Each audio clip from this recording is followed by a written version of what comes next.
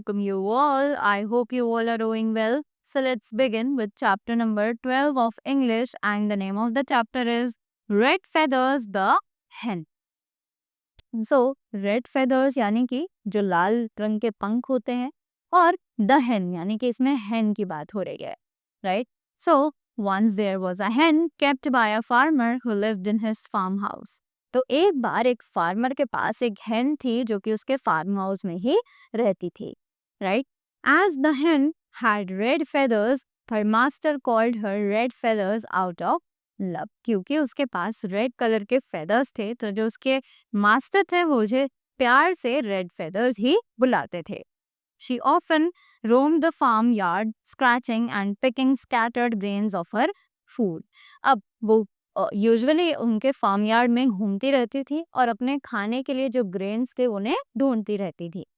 One day a fox came there and wandering in search of food. अब एक दिन वहां पर एक वुल्फ आया जो कि खाने के लिए वहां पर कुछ ढूंढ रहा था. He saw red feathers and he was greedy. कि उसने रेड फेदर्स को देखा और उसके मन में लालच आ गया. Quite sure of catching red feathers, he ran home and told his wife to put water on fire for boiling a chicken. अब जैसे ही उसने रेड फेदर्स को देखा तो उसने अपने मन में ठान ली कि वो इसे ज़रूर पकाकर खाएगा. और जैसे ही उसने उसे देखा वो अपने घर गया भागकर, और उसने अपनी वाइफ को बोला कि जल्दी से पानी उबलने के लिए रख दो ताकि हम एक चिकन जो है उसको बॉईल कर सके.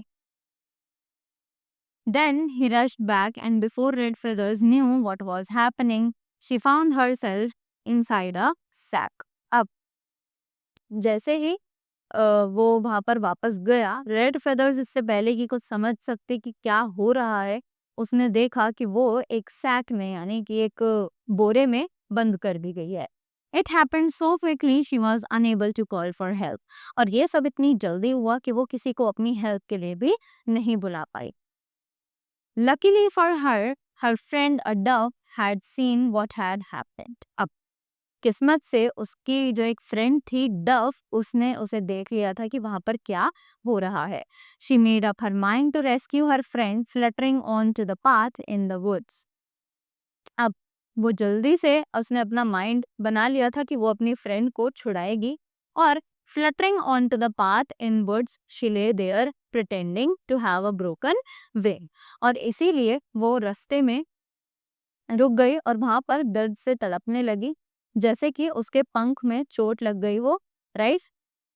सो the fox was delighted to think that he now had a first course as well as a main dish. अब उसी के बाद जैसे ही उसने उस डव को वहां पर दस्ते में देखा तो वो खुश हो गया और उसके मन में और ज्यादा लालच आया कि पहले वो फर्स्ट कोर्स खाएगा और उसके बाद मेन कोर्स.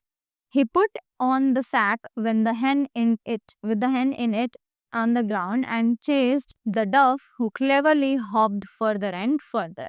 अब उसने जिस सैक में hen थी उसको वहीं रख दिया और वो डव के पीछे पीछे भागने लगा और उसे पकड़ने की कोशिश करने लगा. Red Feather slipped out of the sack and put pebbles into her place. अब जैसे ही रेड फेदर्स जो है वो उस सैक में से निकलकर भाग गई, उसने वहां पर पेबल्स अपनी जगह उस सैक में भर दिए थे. Then she ran away to safety. When the dove saw that her friend was safe, she flew onto the branch of a tree. अब जैसे ही जो बर्ड थी, जो रेड फेदर्स थी, वो वहां से छूट चुकी थी, अपनी जान उसने बचा ली थी. तो जैसे ही डव ने ये देखा कि उसकी फ्रेंड अब सेफ हो चुकी है, तो डव जो है वो ऊपर एक पेड़ पर जाकर बैठ गई. ठीक है. After that, the fox went back and picked up the sack, thinking that the hen was still in it. अब जैसे ही फॉक्स जो है उसे देखा कि डव को वो नहीं पकड़ पाएगा, तो वो वापस गया और उसने अपना सैक उठाया और सोचा कि hen अब भी उसमें है. When he got home, he tipped the sack into the pot of boiling water.